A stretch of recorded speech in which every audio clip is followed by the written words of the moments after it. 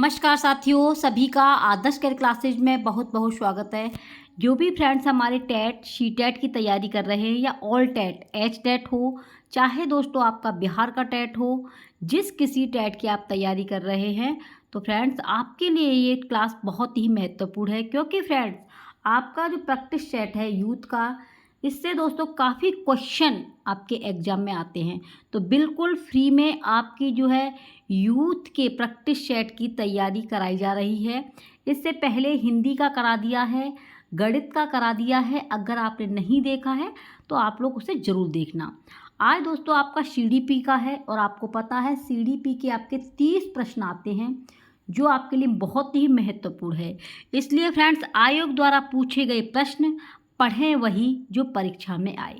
तो जो भी फ्रेंड्स 1-2 नंबर से रह गए हैं या जो भी हमारे नए फ्रेंड्स हैं जो तैयारी कर रहे हैं अपने यूपी टेट और अपने सी टेट की, तो फ्रेंड्स ये प्रैक्टिस बुक आपके लिए बहुत ही महत्वपूर्ण है और आपकी प्रैक्टिस सेट जो स्टार्ट हो गया है। जैसा कि आप स्क्रीन पर देख पा रहे हैं, पहला ही प्रश्न है और वो है आपका, बच्चों में संवेगात्मक समायोजन प्रभावी होता है। तो ये आपका बच्चों में संवेगात्मक समायोजन प्रभावी होता है तो व्यक्तित्व से, निर्माण से, कक्षा शिक्षण में या अनुशासन में, उपरोक्त सभी में। तो देखिए जो संवेगात्मक समायोजन होता है वो व्यक्तित्व के निर्माण में भी होता है, कक्षा शिक्षण में भी होता है, अनुशासन में भी होता है। इसलिए इसका डी ऑप्शन बिल्कुल सही है, यानी कि आपका उपरोक्त सभी। अगला प्रश्न है आपका, एक शिक्षक को साधन संपन्न होना चाहिए। इसका अर्थ है साधन संपन्न होना चाहिए क्योंकि उनको अपने विद्यार्थियों की समस्याओं को हल करने का पर्याप्त ज्ञान होना चाहिए। क्योंकि जब बच्चे की समस्याएं को हम समझेंगे तो ही वो अध्यापक जो है सबसे अच्छा होगा। सीटेट दोस्तों समझ पर आधारित प्रश्न आते हैं। जिस तरीके के जो प्रश्न हैं ये सीटेट से संबंधित हैं। एक शिक्षक को साधन संपन्न होना चाहिए क्योंकि उनको अपने विद्यार्थियों की समस्याओं को, जहाँ पर बच्चा की समस्याओं को समझा जा रहा हो, वो आपका आंसर बिल्कुल अच्छा होगा, बिल्कुल बहुत ही महत्वपूर्ण होगा। तो सी ऑप्शन बिल्कुल सही है। नेक्स्ट क्वेश्चन है आपका, आपको अपनी कक्षा में 2 मंदबुद्धि बच्चों को बैठाने के लिए बोला गया है, तो आप क्या करेंगे?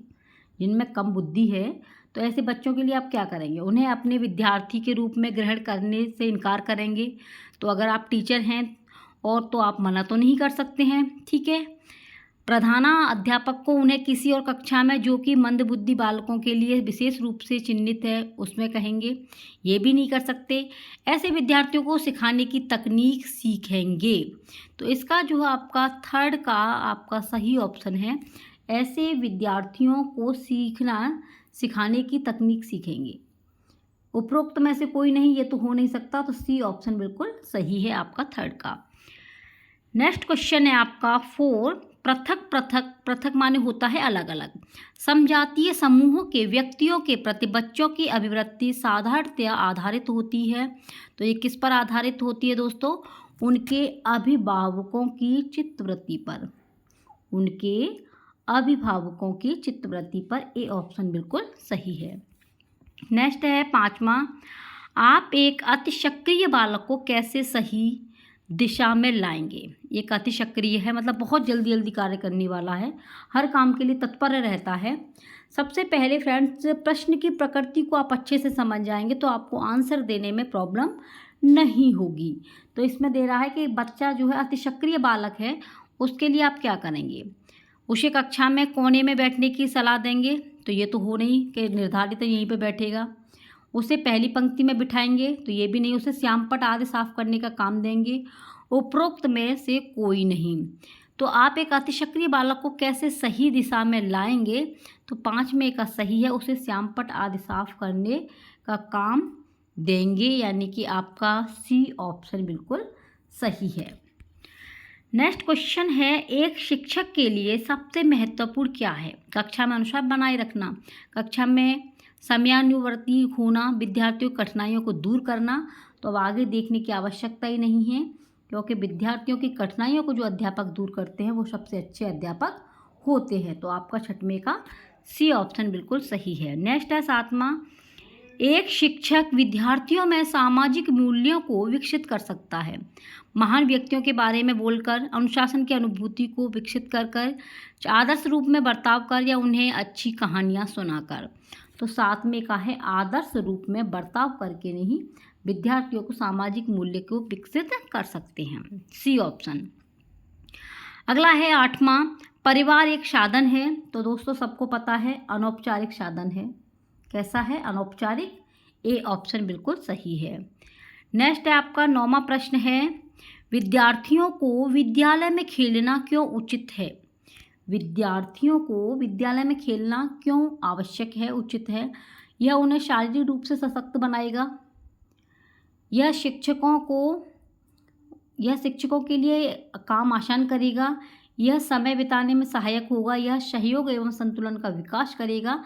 तो आपका कौन सा सही है? डी ऑप्शन बिल्कुल सही है। तो कमेंट में बताना दोस्तों कि आपको साफ दिख रहा है या नहीं दिख रहा। अगर दिख रहा है तो हाँ बोलना, ठीक है। नेक्स्ट है 10वां प्रश्न है आपका, कक्षा में विद्यार्थियों की रुचि बनाए रखने के लिए एक शिक्षक को उचित है, एक शिक्षक के लिए श्यामपट्ट का प्रयोग करना, चर्चा करना, कहानी कहना, प्रश्न पूछना। तो कक्षा में विद्यार्थियों की रुचि बनाए रखने के लिए एक शिक्षक को उचित है, तो उचित क्या है? चर्चा करना, प्रश्न पूछना। इसका सही आंसर क्या जाएगा? इसका सही है चर्चा करना, बी ऑप्शन, ठीक है। नेक्स्ट है आपका 11वां है, रिक्त स्थान को अनुप्रेरित शिक्षण के एक संकेत के रूप में विवेचित किया जाता है। कक्षा में अधिकतम उपस्थिति पर शिक्षक द्वारा दिया गया उपचारात्मक कार्य। तो 11वें का आपका सही है, विद्यार्थियों द्वारा प्रश्न पूछना। जहां विद्यार्थी प्रश्न पूछते हैं वहां सक्रिय रहा जाता है, और सी ऑप्शन बिल्कुल सही है। तो मार दो मोहर, लगा दो ठप्पा, आंसर आपका एक हो जाएगा पक्का। नेक्स्ट है आपका 12वां, बच्चों के संज्ञानात्मक विकास को सबसे अच्छे तरीके से कहाँ परिभाषित किया जा सकता है? तो कहाँ पर परिभाषित किया जा सकता है? विद्यालय एवं कक्षा में। तो मार दो मोहर, लगा दो ठप्पा, आंसर आपका बी पक्का। नेक्स्ट है 13वां प्रश्न है, अल्पवयस्क बच्चों के अधिगम में अभिभावकों की भूमिका होनी चाहिए। कैसी भूमिका होनी चाहिए? तो अग्र सक्रिय होनी चाहिए, ठीक है, बी ऑप्शन। नेक्स्ट है आपका 14वां प्रश्न है, बच्चों के बौद्धिक विकास के 4 सुस्पष्ट स्तरों को पहचाना गया है। तो किसके अनुसार पहचाना गया था? तो ये पहचाना गया था आपका पियाजे के अनुसार। बच्चों पर ज़्यादातर बौद्धिक विकास की 4 अवस्थाएं जो बताई थी पियाजे ने बताई थी, डी ऑप्शन। अगला प्रश्न है आपका, ये हो गया आपका 14वां, और नेक्स्ट है आपका, यदि कुछ विद्यार्थी कक्षा में अध्ययन की चित्तवृत्ति में नहीं है तो आप क्या करेंगे? चित्तवृत्ति में अगर बच्चे नहीं हैं, उन्हें अध्ययन के लिए बाध्य करेंगे, उन विद्यार्थियों को कक्षा छोड़ने के लिए कहेंगे, उन्हें चेतावनी देंगे कि वे अवश्य अध्ययन करें या नहीं, उन्हें उनकी रुचि अथवा अपने विषय के अनुसार रुचिपूर्ण चीज़ें बताएंगे। तो डी ऑप्शन बिल्कुल सही है, मार दो मोहर, लगा दो ठप्पा, डी आंसर आपका हो जाएगा पक्का, ठीक है। नेक्स्ट क्वेश्चन है आपका ये थोड़ा आगे पीछे हो गया है, तो ये है आपका 15वां, वह स्तर जिसमें बच्चा किसी वस्तु एवं घटना के बारे में तार्किक रूप से सोचना शुरू करता है तो क्या कहा जाता है उसे?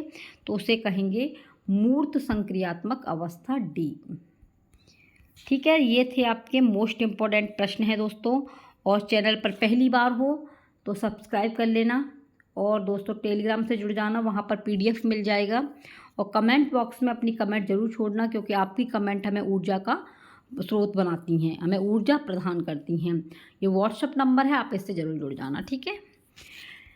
नेक्स्ट प्रश्न है आपका 17वां, आप देखते हैं कि एक छात्र बुद्धिमान है तो आप डर के साथ संतुष्ट रहेंगे, डर के साथ उसे अतिरिक्त गृह कार्य नहीं देंगे, वह जैसे अधिक प्रगति कर सके उस तरह से उसे अनुप्रेरित करेंगे, या उसके अभिभावकों को सूचित करेंगे कि वह बुद्धिमान है।